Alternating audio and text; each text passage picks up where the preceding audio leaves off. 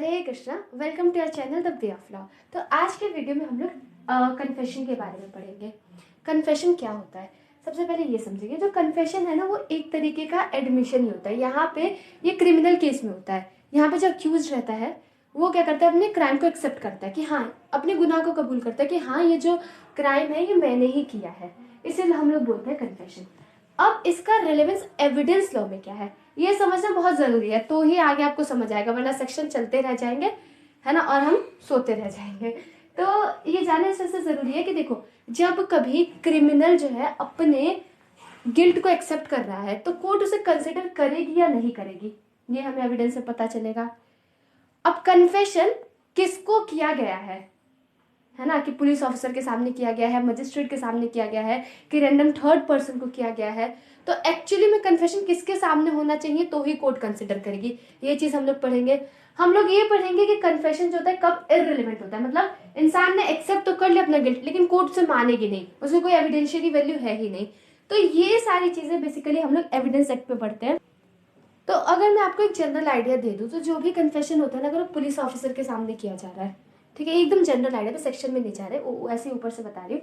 तो police officer के सामने कोई भी, मतलब जो अक्यूज है, अपने क्राइम को एक्सेप्ट कर रहा है, अपनी गलती मान रहा है पुलिस ऑफिसर के सामने, तो कोर्ट उसे एडमिट नहीं करेगी, ठीक है, क्योंकि पुलिस की जो इमेज है वैसे भी इतनी अच्छी नहीं मानी जाती है। ऐसा माना जाता है कि जो पुलिस है वो जबरदस्ती कन्फेशन करा सकती है ना, मार पीट के। तो इस वजह से पुलिस ऑफिसर के सामने किया गया कन्फेशन नहीं माना जाता है।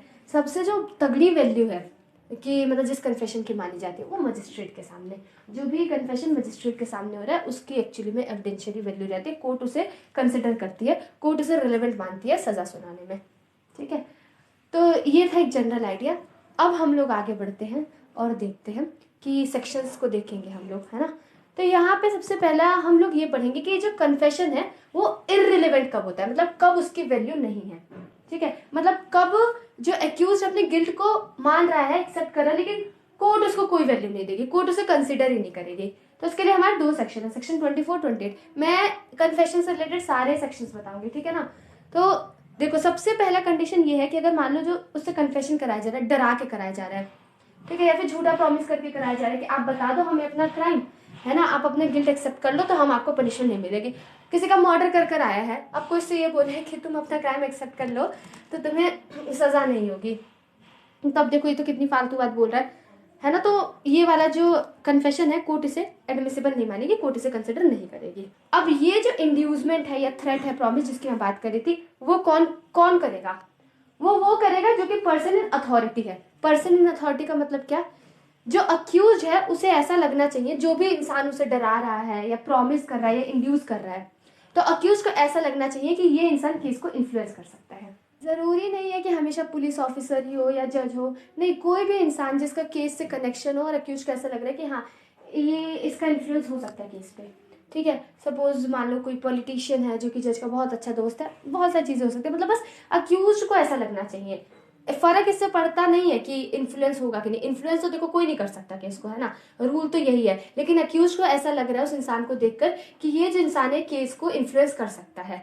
वरना अब एक बात बताओ, वो दूसरे इंसान के सामने जो अक्यूज है वो क्यों अपने क्राइम को कन्फेस करेगा? नहीं करेगा ना, उस इंसान के सामने कन्फेस करेगा जो कि उसे लगता है कि उसका केस में कुछ से है, उसका इन्फ्लुएंस है। और जो भी वो इंसान है, जो भी अक्यूज है, वो कन्फेशन कर रहा है तो उसे ऐसा लग रहा है कि उसे किसी तरीके का बेनिफिट होगा, उसे किसी तरीके का एडवांटेज होगा, है ना, मतलब या फिर उसके ऊपर से कोई ईविल चला जाएगा। मान लो उसे ऐसा लगेगा कि अगर मैंने बता दिया ना, अगर मैंने कन्फेस कर दिया तो मुझे सजा नहीं मिलेगी। अगर वो इस मेंटेलिटी के साथ, इस सोच के साथ अगर अपने क्राइम को कन्फेस करता है तो कोर्ट उसे एडमिसिबल नहीं मानती है, ठीक है, उसकी कोई वैल्यू नहीं है, उसका किसी उस कन्फेशन का कोई एविडेंशियरी वैल्यू नहीं है। तो ये हमने कुछ सिचुएशन देखे जहां पे कन्फेशन इररिलेवेंट होता है। मैंने ये बात एकदम स्टार्टिंग में कही थी कि कन्फेशन रिलेवेंट तभी होता है जब वो मजिस्ट्रेट के सामने किया जा रहा है। तो अब हम देखते हैं उस कन्फेशन की वैल्यू जो कि पुलिस ऑफिसर को करी जा रही है सेक्शन 25 में। तो अगर किसी भी तरीके का कन्फेशन जो है एक्यूज पुलिस ऑफिसर के सामने करता है तो उसकी कोई एविडेंशियरी वैल्यू नहीं है, कोर्ट उसे एक्सेप्ट नहीं करती है। इसके पीछे का रीजन क्या है कि पुलिस जो है बहुत ज्यादा वैसे भी टॉर्चर करती है, बहुत ज्यादा वायलेंस करती है, तो पुलिस की इमेज भी इतनी अच्छी नहीं है सोसाइटी में। तो सीधी सी बात है, पुलिस जो है गलत मीन्स यूज करके जो क्रिमिनल है उससे क्राइम जो है उगलवा सकती है, कन्फेस करवा सकते हैं। इस वजह से जो भी कन्फेशन पुलिस ऑफिसर को किया जा रहा है उसकी किसी भी तरीके की वैल्यू नहीं है। और वैसे भी हमारा आर्टिकल 20 क्लॉज 3 में राइट है सेल्फ इंक्रिमिनेशन का, मतलब किसी भी इंसान को कंपेल नहीं किया जा सकता कि खुद के अगेंस्ट विटनेस हो, खुद के अगेंस्ट कोई बात बोले। मैंने यहाँ पे जो बात पुलिस ऑफिसर की करी है ना, ये जो पुलिस ऑफिसर वर्ड है इसका भी एक मीनिंग है। पुलिस, हाँ नॉर्मल आप समझिए कि पुलिस होता कौन है, लेकिन ना दो मीनिंग है इसके। पहला मीनिंग ये है कि पुलिस ऑफिसर वो पर्सन जिसके पास इन्वेस्टिगेशन की पावर हो, उसे पुलिस ऑफिसर माना जाएगा, ठीक है। और दूसरा वो पर्सन जिसके पास पावर है कि वो जो क्रिमिनल है उसके अगेंस्ट रिपोर्ट फाइल कर सकता है। तो पुलिस ऑफिसर का इस सेक्शन में ये मतलब है। अब हमने ये देख लिया कि उस कन्फेशन की क्या वैल्यू है जो कि पुलिस ऑफिसर के सामने करी जा रही है, तो उसकी कोई वैल्यू नहीं है। अब हम उन कन्फेशन के बारे में देखते हैं जो कि पुलिस कस्टडी में करी जा रही है। अब पुलिस कस्टडी का क्या मतलब है? पुलिस कस्टडी मतलब ये कि वहां पे पुलिस ऑफिसर प्रेजेंट तो नहीं है, जरूरी नहीं है कि वहां पे पुलिस ऑफिसर खड़ा ही हो, लेकिन जहां पे पुलिस का कंट्रोल हो, मतलब जो अक्यूज है वो क्या कर रहा है क्या नहीं कर रहा है वो सब पुलिस देख रही है, पुलिस के सर्विलियंस के अंडर है। इसे हम लोग बोलते हैं पुलिस कस्टडी। जैसे फॉर एग्जाम्पल अगर जो अक्यूज है वो जेल में है तो जरूरी नहीं है कि जेल में पुलिस ऑफिसर है ना, जरूरी नहीं है कि जो पुलिस ऑफिसर जेल में जाकर खड़ा है, लेकिन वो जो यहाँ पे पर्सन अक्यूज है हम क्या कहेंगे, वो पुलिस कस्टडी के अंदर है।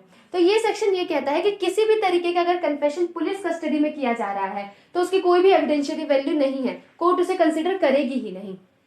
अब क्या मतलब इसका, देखो अभी तो हम लोगों ने पढ़ लिया था कि पुलिस ऑफिसर के जो सामने किया गया है। दूसरा क्या कि मतलब पुलिस ऑफिसर को हम नहीं कर रहे लेकिन हम लोग पुलिस कस्टडी में है, मतलब हम पुलिस के सर्विलियंस के अंदर है, पुलिस देख रही है, पुलिस का कंट्रोल है हमारे ऊपर। उस कंट्रोल के दौरान हम किसी भी तीसरे पर्सन से, पुलिस के अलावा किसी भी तीसरे पर्सन से अगर हम कन्फेशन करते हैं तो कोर्ट उसे रिलेवेंट नहीं मानती, कोर्ट उसे कंसिडर करती ही नहीं है, ठीक है, सिवाय एक एक्सेप्शन के जो कि मजिस्ट्रेट कहीं पे भी ले, चाहे पुलिस कस्टडी में ले चाहे पुलिस कस्टडी के बाहर ले, वो रिलेवेंट होता है कन्फेशन।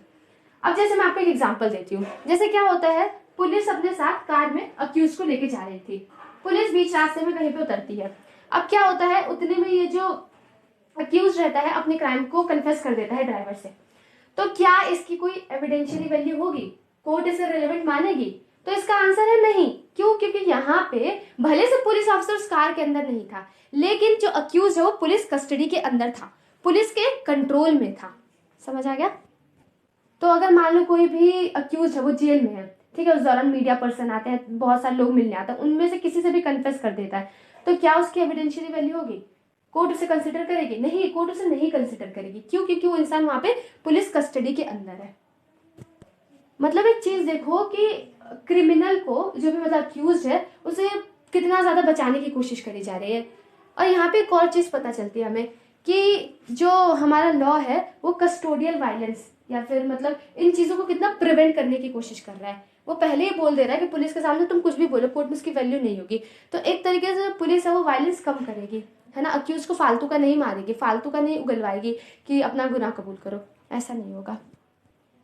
अब ये तो लॉ की बात है, और एक्चुअली में तो वो तो हर जगह वेरी करता है, सिचुएशन स्टेट टू स्टेट, है ना। तो ये पता चल गया आपको, मतलब किसी भी सिचुएशन में कन्फेशन जो है कोर्ट उसे नहीं मानती, सिर्फ तभी मानेगी अगर उसे जो है मजिस्ट्रेट ले रहा है, ठीक है, मजिस्ट्रेट सुन रहा है। देखो कन्फेशन ना बहुत तरीके के होते हैं, लेकिन मैं मेजरली सिर्फ दो कन्फेशन के बारे में बात करूंगी, ठीक है। एक होता है जुडिशियल कन्फेशन, एक होता है extra judicial confession. Judicial confession वो कन्फेशन होता है, देखो नाम से पता चल रहा है जुडिशियल, मतलब वो कन्फेशन जो कि मजिस्ट्रेट के सामने किया जाता है, इसे हम लोग फॉर्मल कन्फेशन भी कहते हैं। दूसरा होता है एक्स्ट्रा जुडिशियल कन्फेशन, मतलब ये किसी दूसरे इंसान को किया जा रहा है, मतलब उस इंसान को किया जा रहा है जिसे लॉ ने नहीं ऑथराइज किया, मान लो पुलिस ऑफिसर को, किसी मीडिया पर्सन को, या किसी भी तीसरे इंसान को कन्फेशन किया जा रहा है, ये इनफॉर्मल होता है। तो जो एक्स्ट्रा जुडिशियल कन्फेशन होता है उसकी एविडेंशियरी वैल्यू नहीं है, और जो जुडिशियल कन्फेशन होता है उसकी एविडेंशियरी वैल्यू होती है, कोर्ट उसे कंसिडर करती है। तो अगला अब हम लोग सेक्शन 27 देखेंगे जो कि डिस्क्लोजर स्टेटमेंट की बात कर रहा है। मैं आपको सारे सेक्शंस बताना चाहती हूँ कन्फेशन के, ठीक है। तो जो सेक्शन 27 है वो ये कहता है कि सपोज जो अक्यूज है वो किसी भी तरीके का स्टेटमेंट देता है ना, मान लो कन्फेशनल स्टेटमेंट दे रहा है, नॉन कन्फेशनल स्टेटमेंट दे रहा है, और उसमें वो कुछ ऐसा इन्फॉर्मेशन बता रहा है जो कि सिर्फ उसे पता है, मतलब कोई चीज़ उन्होंने छुपा रखी है ठीक है, जो कि सिर्फ एक्यूज को ही पता है। और जब जाके एक्चुअली में उधर सर्च होती है तो सही में वहाँ पे वो सामान मिलता है जो कि अक्यूज कह रहा था। तो ये जो पर्टिकुलर स्टेटमेंट होगा वो एडमिसिबल होगा। अब जैसे मैं आपको और एक और बार समझाती हूँ, ध्यान से सुनना। जैसे क्या होता है कि जो भी अक्यूज है वो चाहे किसी भी तरीके का स्टेटमेंट दे रहा है, कन्फेशनल नॉन कन्फेशनल, ठीक है। मान लो पुलिस ऑफिसर को बता रहा हो, तो पुलिस ऑफिसर के सामने जो कन्फेशनल स्टेटमेंट है हम तो उसे रिलेवेंट मानते ही नहीं है ना, कोर्ट उसे रिलेवेंट मानेगी ही नहीं। लेकिन अगर उस स्टेटमेंट के दौरान हम जो डिस्क्लोजर स्टेटमेंट वाला पार्ट होगा, कोर्ट उसे एडमिसिबल मानेगी, कोर्ट उसे रिलेवेंट मानेगी। अब डिस्क्लोजर स्टेटमेंट क्या होता है, मतलब जो अक्यूज है वो किसी ऐसी जगह के बारे में बता रहा है जहां पे उसने किसी सामान को छुपा रखा है, ठीक है, जो कि सिर्फ उसके ही नॉलेज में है और वहां पे एक्चुअली में सामान मिलता है, तो उस स्टेटमेंट को जो है कोर्ट रिलेवेंट मानेगी, भले से वो कन्फेशन करते दौरान बताया गया है, ठीक है। तो जो मेन चीज है उस बाकी चीजों को नहीं रिलेवेंट मानेगी, लेकिन हाँ जो डिस्क्लोजर स्टेटमेंट है जो कि सामान के बारे में बता रहा है और एक्चुअली में वहां पे सामान मिलता है तो कोर्ट उसे रिलेवेंट मानती है।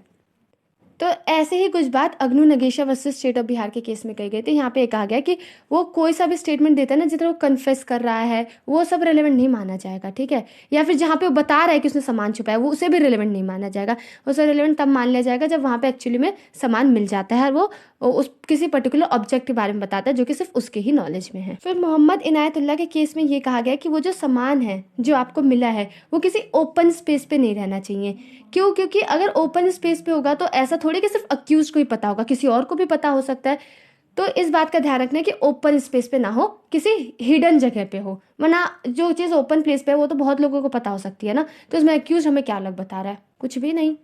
तो अब हम एक बार देखते हैं कि कहाँ कहाँ पे जो कन्फेशन रहता है उसे हम लोग रिलेवेंट मानते हैं। तो सबसे पहला क्या, एकदम जो प्रिंसिपल रूल है वो ये है कि पुलिस कस्टडी में किया जा रहा है लेकिन मजिस्ट्रेट के सामने, ये हमारे सेक्शन 26 में लिखा है। फिर अगला, कन्फेशन का वो पोर्शन रिलेवेंट होगा जो कि डिस्क्लोजर स्टेटमेंट के बारे में बता रहा है, सेक्शन 27। उसके बाद अब मैं आपको एक बहुत नया सेक्शन बताने जा रहा हूँ, सेक्शन 28। प्लीज बहुत ध्यान से सुनना। ये सेक्शन हमारा सेक्शन 24 से लेकर 26 का एक्सेप्शन है। यहाँ पे ये कहा जा रहा है कि मान लो कोई कन्फेशन था, अभी आपने सेक्शन 24 में क्या पढ़ा कि कोई भी कन्फेशन है वो इंड्यूसमेंट के थ्रू या फिर डरा के लिया गया है या फिर प्रॉमिस करके लिया गया है, उसे हम लोग रेलेवेंट नहीं मानते हैं। ये कहा गया था, कोर्ट उसे रेलेवेंट नहीं मानती। लेकिन सेक्शन 28 ऐसा कहता है कि किसी भी तरीके का कन्फेशन जो कि हमारे सेक्शन 24 में है उसमें से हम लोग इंड्यूसमेंट को हटा दे और थ्रेट को हटा दे और प्रॉमिस को हटा दे, ठीक है, तो उसके बाद उस कन्फेशन को रेलेवेंट मान लिया जाएगा। हम पहले रेलेवेंट क्यों मान रहे थे? क्योंकि कोर्ट को ऐसा लग रहा था कि उसमें इंड्यूसमेंट था या थ्रेट से लिया गया हो या प्रॉमिस से लिया गया हो। तो मान लो जो धमकी थी उस धमकी को हटा देता है इंसान, ठीक है, या फिर जो भी बहलाया था, झूठी झूठी बातें, वो चीज़ें हट जाती हैं। तो जब इन चीज़ों से प्योरीफाई हो जाता है ना कन्फेशन, तो कोर्ट उसे रेलेवेंट मान लेती है, ठीक है, और कोर्ट उसे एक्सेप्ट कर लेती है। तो कहने का मतलब ये है कि कन्फेशन में से अगर इंड्यूसमेंट, थ्रेट और प्रॉमिस हट जाता है तो वो कन्फेशन रेलेवेंट हो जाता है, कोर्ट उसे कंसिडर कर लेती है। अगला है सेक्शन 29। वो ये बताता है कि अगर किसी भी तरीके का कन्फेशन किया जा रहा है और उसमें वो सारी बातें हैं जो कि मैं भी बताने वाली हूँ, तो उससे कोई फर्क नहीं पड़ेगा, हमारा कन्फेशन जो है फिर भी रेलेवेंट होगा। तो क्या क्या बातें हैं कि अगर मान लो किसी तरीके का जो कन्फेशन है वो प्रॉमिस ऑफ सिक्रेसी के अंडर किया गया है, मतलब कोई इंसान ये कहता है कि तुम बता दो मैं बताऊंगा नहीं, ठीक है, तो इसे भी जो है रेलेवेंट माना जाएगा, कोर्ट इसको कंसिडर कर लेगी इस कन्फेशन को। या फिर मान लो वो दारू के नशे में था, वो इंसान ड्रंक था, उस दौरान उससे किसी तरीके का कन्फेशन ले लिया जाता है, या फिर उससे कन्फेशन तो लिया जा रहा है, बोला जा रहा है कि हम कन्फेशन ले रहे हैं, लेकिन उसे किसी तरीके की वार्निंग नहीं दे रहे कि नहीं नहीं तुम बाउंड नहीं हो कन्फेशन करने के लिए, ये सब बातें नहीं बोल रहे, वो बोल रहा है तो बस सुन रहे हैं, है ना। तो इस सिचुएशन की वजह से जो कन्फेशन इररिलेवेंट नहीं होगा। तो ये सारी हमारी बातें हो गई कन्फेशन से रिलेटेड। यहाँ पे कन्फेशन रिलेवेंट होगा और कहाँ कहाँ पे जो है कन्फेशन रिलेवेंट नहीं होगा। आप डिटेल में सेक्शंस भी पढ़ सकते हो, लेकिन मेरी कोशिश मैं ये चाहती थी कि मैं एक वीडियो में आपको सारे सेक्शंस बता दूँ, आपको समझ आ जाए। अब जो एकदम फाइनल चीज़ है इस कन्फेशन की वो ये है कि अगर मान लो को अक्यूज्ड है, मतलब एक से ज़्यादा लोग क्राइम में इन्वॉल्व है, ठीक है, 2 लोग इन्वॉल्व है, तो उसमें से मान लो एक इंसान कन्फेशन कर रहा है और उसमें वो दूसरे के भी गुनाह के बारे में बता देता है, दूसरे के भी क्राइम के बारे में बता देता है, दूसरे अक्यूज के भी, तो क्या दूसरा अक्यूज को उस कन्फेशन के बेसिस पे पनिशमेंट मिल सकती है? तो इसका आंसर है हाँ।